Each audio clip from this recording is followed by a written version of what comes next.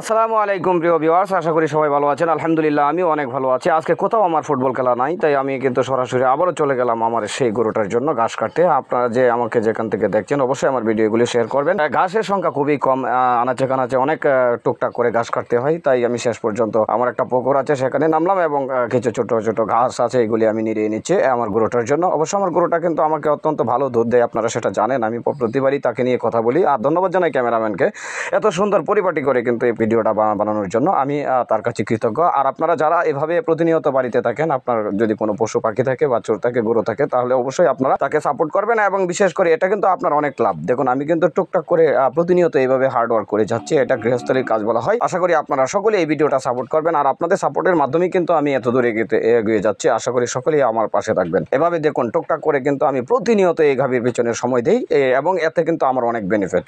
আশা করি সকলেই ভালো থাকবেন, সুস্থ থাকবেন, আমার জন্য দোয়া করবেন, আমার পাশে থাকবেন, ভিডিওগুলি লাইক কমেন্ট শেয়ার করবেন। সকলেই ভালো আছেন, সুস্থ আছেন এই প্রত্যাশায়। আল্লাহ হাফেজ। আসসালামু আলাইকুম রহমতুল্লাহ।